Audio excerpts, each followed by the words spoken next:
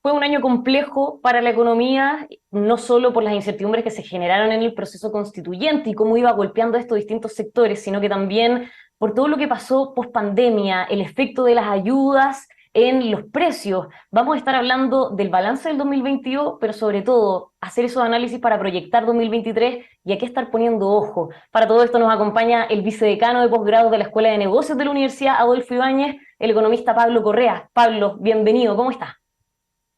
Muy bien, muchas gracias por la invitación, Patricia. Muchas gracias por acompañarnos. Feliz año también, Pablo. O sea, feliz fin de año, mejor dicho. Y aprovechando que estamos ya a puertas de 2023, hagamos un balance de 2022, Pablo. ¿Cuál es la evaluación que usted hace de este año en términos económicos para nuestro país? ¿Cómo lo describiría? Claro. A ver, yo creo que, ¿cierto? El gran villano del 2022 fue la inflación, ¿cierto? Yo creo que para muchos chilenos y chilenas la inflación era un elemento desconocido. Nos habíamos acostumbrado, afortunadamente, a que la inflación era más o menos 3%. Y uno le preguntaba a alguien, ¿te preocupa la inflación? ¿Tienes incertidumbre respecto a la inflación? Cuando te ibas a comprar, ¿cierto? Tu casa, tu departamento, y era en UF, era una incertidumbre el hecho de que estuviera en UF, te complicaba eso. eh, y nos habíamos acostumbrado generaciones enteras a que en realidad la UEF sabíamos que subía, pero subía poquito, ¿cierto? Y por lo tanto no era un tema. Nos habíamos acostumbrado a vivir sin inflación o con una inflación baja. Y de repente, esto partió el año 2021, pero sobre todo nos afectó este año. Vimos cómo, y lo sentimos, ¿cierto? A través sobre todo de la UEF, de los precios de nuestros dividendos, de repente de las cuotas educacionales, de los arriendos, de un montón de cosas que se denominan en UEF, cómo subían mes a mes y cómo la UEF, ¿cierto? Partió este año en 32.000 pesos, va a cerrar sobre 35.000 pesos. La inflación se transformó en un villano invitado que era algo que veíamos que sufrían nuestros vecinos al otro lado de la cordillera, en otras latitudes, pero en Chile nos habíamos olvidado que existía. Y volvió la inflación. Yo te diría de que eso fue, sin lugar a dudas, algo que marcó el 2022, que generó alarmas, que volvió a poner sobre el tapete el cómo se controla la inflación, y sin lugar a dudas fue uno de los grandes temas económicos. Y ahí, respecto al cómo se controla la inflación, ¿cierto? Volvió a aparecer el tema del Banco Central, de un Banco Central, como decimos los economistas, agresivo, eh, que llevó la tasa de interés sobre el 11%. Y nuevamente, para muchos, el Banco Central era una institución respetada, seria, que hablaba de cuando en cuando, pero que tampoco nos afectaba nuestra vida diaria, ¿cierto? Bueno, pero con una tasa, ¿cierto?, sobre el 11% cuando empezamos a pedir un crédito hipotecario o un crédito de corto plazo o cuando ocupábamos la tarjeta de crédito o cualquier otra cosa, una tasa del 11% la empezábamos a sentir. Y cuando preguntamos por qué, la inflación, ¿ya? Y yo te diría de que ese fue el gran tema, la gran, el gran efecto macroeconómico que por primera vez en mucho tiempo, ¿cierto? Este desequilibrio macroeconómico tuvo un efecto súper transversal sobre todos los chilenos y chilenas. A propósito de este villano, que podría ser uno de los protagonistas de 2022, para todas las familias también, Pablo, ¿qué análisis hace de lo que fue ese combate contra él, no solo por parte de la política monetaria del Banco Central, sino que la política fiscal? Claro, la política fiscal en ese sentido puede ayudar sobre todo a hacer de que ese villano crezca, ¿cierto? Si el fisco gasta mucho, como lo hizo sobre todo el año 2021, puede echarle en buen chileno más leña al fuego, ¿ya? Como decías tú al principio, Patricia, cuando se generó el IFE universal, ¿ya? Se le echó mucha leña al fuego, ¿ya? Y el año 2021 tuvimos una política fiscal muy expansiva que ayudó a alimentar la inflación. El año 2022, que ¿cierto? Las leyes de presupuesto se aprueban un año antes, entonces el 2021 se aprobó una ley que bajaba el gasto público más de un 20%. El Estado, por decirlo así, se retiró un poco de la película, ¿ya? Y cosa que la ley de presupuesto del 2023 también está replicando, ¿ya? Entonces está ayudando a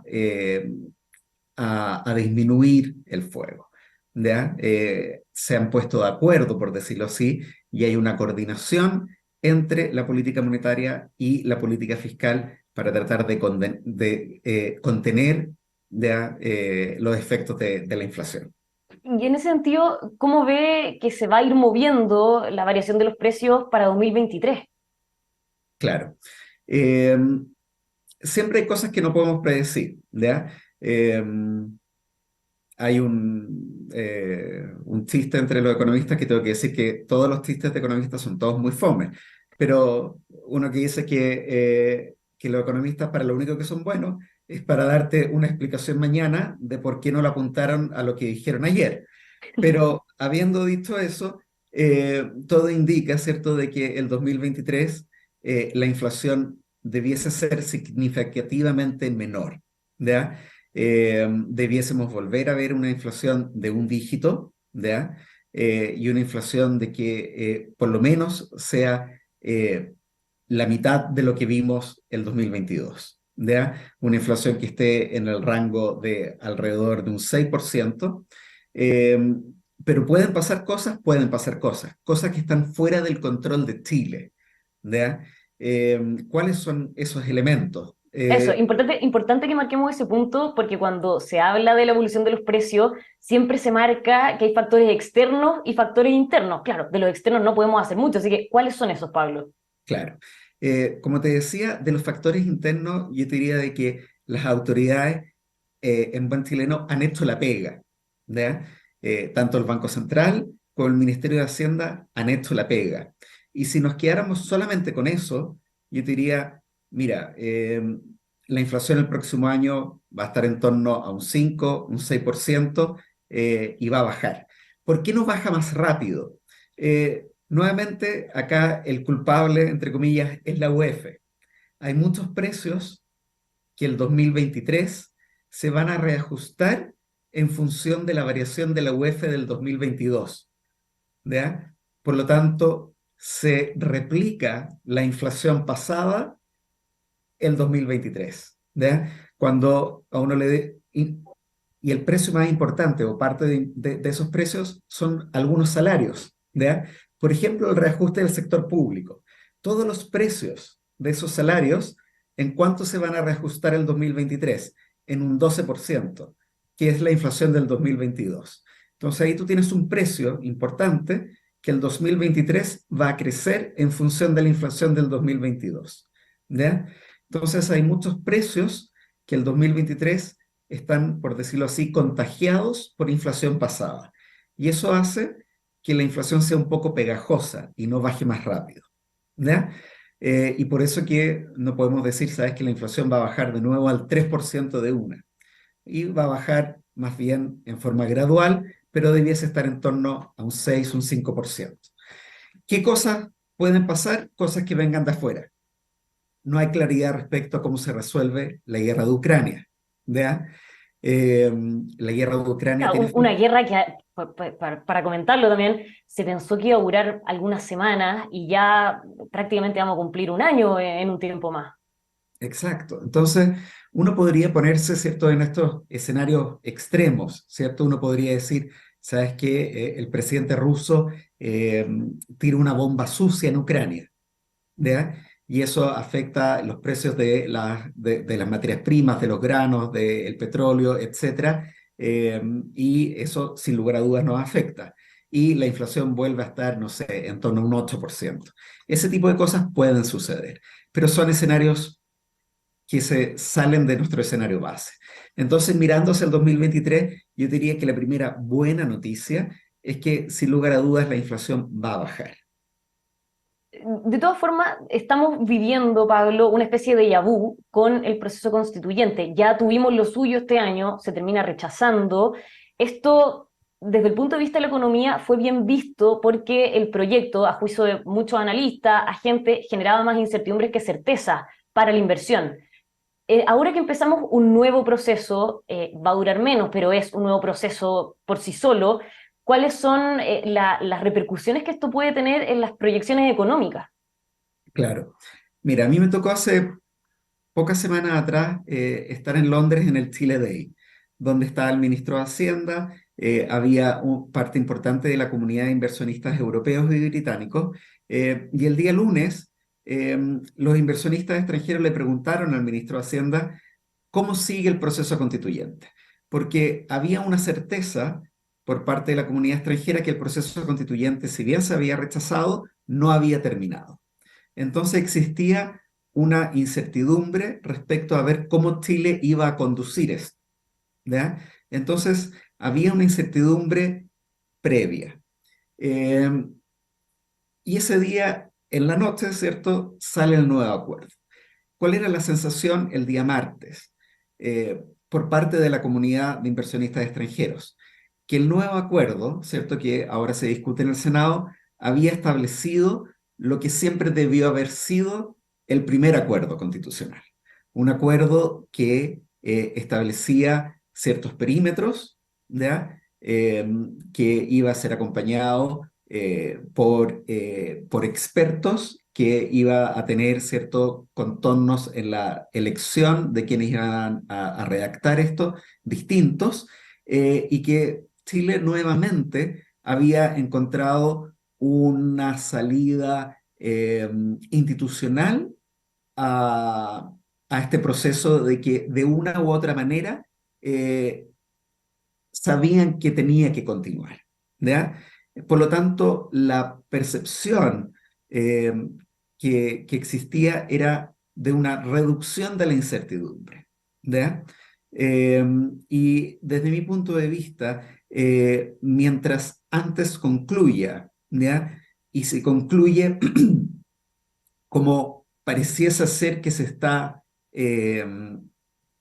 enfocando hacia un proceso, ¿cierto?, con contornos más definidos y que no tiene un espíritu refundacional, sino más bien un espíritu reformista, debiese eh, terminar este espíritu de incertidumbre muy amplia que se generó, ¿cierto?, en noviembre del año 2020, y debiese en ese sentido disminuir en forma sustantiva la sensación de incertidumbre respecto a cuál va a ser el nuevo modelo institucional en Ya, es Chile. decir, que independiente de los temas que se vayan a abordar dentro de la discusión misma, el solo formato de este nuevo proceso genera más certezas que lo que tuvimos antes en cualquier momento. Justamente, ¿ya? ¿Y por qué te diría eso, Patricia? Porque había una convicción eh, por las mismas declaraciones que se habían hecho desde el gobierno y desde diferentes sectores políticos, que pese al rechazo del 4 de septiembre, el proceso no había concluido, ¿ya? Y por lo tanto estaban abiertas todas las opciones. Y el nuevo acuerdo, por lo menos, ya cerraba algunas opciones y decía, sabes, de que este es el nuevo camino. Curiosamente, ¿cierto? Desde la perspectiva de algunos inversionistas extranjeros, Chile sigue teniendo esa capacidad de resolver los temas en forma ordenada e institucionalizada. A ¿Ya? propósito, a propósito de la inversión, Pablo, uno de los grandes ruidos que tuvimos este año fue el atraso de las firmas de algunos tratados de libre comercio, la modernización del tratado con la Unión Europea, todo lo que sucedió con el TPP-11, que ahora ya está prácticamente despejado. ¿Cómo ve que eso fue interpretado de manera internacional, aprovechando que usted estuvo en el Chile Day? ¿Qué se comentaba en ese momento?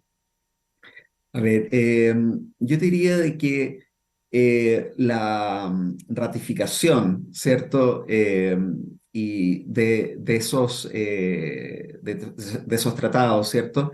Eh, Se esperaba con ansias porque hay ciertos elementos de que para la comunidad internacional estaban escritos en piedra, por decirlo así, que hacían de Chile un país totalmente distinto al resto de América Latina y a diferencia de otros países emergentes. Uno de esos era su vocación como una economía abierta y siempre muy dispuesta a tener una vocación de comercio exterior muy agresiva. Entonces, las señales que se dieron en algún minuto de querer restringir esa vocación generaron cierta confusión. ¿Ya? El otro elemento que para los inversionistas extranjeros también estaba como escrito en piedra era que Chile siempre tenía un ordenamiento macroeconómico muy ordenado. ¿Ya? Y en ese sentido, la respuesta fiscal y la respuesta de política monetaria fue bien vista. ¿Ya? El tercer elemento que yo te diría de que hoy día sí genera cierta incertidumbre, ¿ya? Es respecto de que se ve un deterioramiento en la aplicación del Estado de Derecho, ¿ya? ¿Y a qué me refiero con eso? A la discrecionalidad en la aplicación de ciertas leyes, ¿ya? Y en el debilitamiento de, sobre todo respecto de algunos vecinos, ¿ya? En la sensación de seguridad, tanto jurídica como seguridad física en Chile. Es decir, que esas incertidumbres que existen en torno a la seguridad, como usted menciona, están golpeando también la economía.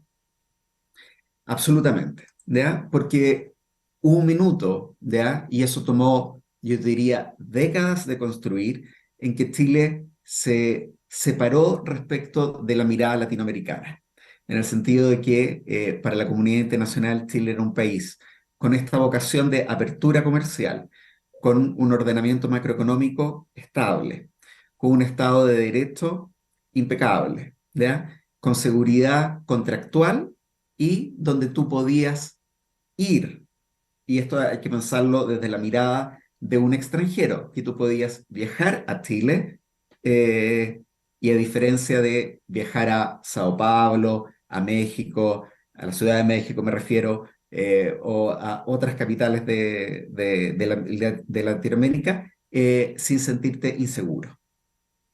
¿Ya? Y Pablo, esa percepción, curiosamente, cuando se debilita, también genera una incerteza o una sensación de incertidumbre que se traspasa a la toma de decisiones económicas. pensando en 2023, Pablo, y en estas incertidumbres que usted va mencionando, está instalado el que vamos a entrar sí o sí en una recesión. De todas formas, hoy día Victorio Corvo, expresidente del Banco Central, comentaba en una Sí. radio que así como están las cosas ahora, no podemos decir aún que ya entramos en esa recesión. Pero independiente de si sí o si no, ¿qué tiene que pasar o cuáles son los puntos clave a su juicio que se tienen que abordar para que esa recesión sea lo menos fuerte posible o lo menos duradera o que definitivamente no entremos a ella? Claro. Mira, esto puede sonar muy curioso. Eh, no todas las desaceleraciones económicas son malas, ¿ya? Y lo que estamos experimentando es una corrección después de un desbalance económico muy potente. Eh, el 2021 Chile tuvo un sobrecalentamiento enorme, ¿ya? El crecimiento sobre el 11% del 2021 no era sano, ¿ya? Por lo tanto, como economía necesitábamos desacelerarnos, ¿ya?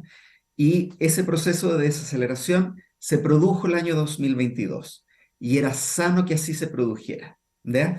Ahora, como nosotros siempre medimos, cosa curiosa, porque en otras geografías no se hace así, los crecimientos año contra año, era esperable, ¿cierto?, de que durante el último trimestre de este año las lecturas fueran negativas, ¿ya? Y eso también puede que se siga replicando durante el primer trimestre del 2023. ¿Es eso necesariamente algo negativo? La respuesta es, no es necesariamente negativo, no es una recesión o una desaceleración no deseada, porque Chile no podía seguir con el sobrecalentamiento que tenía anteriormente. Ahora, habiendo dicho eso, la pregunta es, ¿cómo retomamos un ciclo de crecimiento más sano y sostenible? ¿Ya? Y ahí la respuesta es lo que tú mencionabas anteriormente. El componente que debe revigorizarse es el componente de inversión privada, ¿ya? No es el componente de gasto público, ¿ya? Que con un crecimiento del 4% eh, es totalmente eh, coherente con una estabilización de la deuda. No es el componente de consumo privado, es el componente de inversión. ¿Qué es lo que tiene que suceder para que la inversión, ¿cierto?, vuelva a empujar el crecimiento? Bueno, tienen que despejarse, como hablábamos anteriormente, las incertidumbres.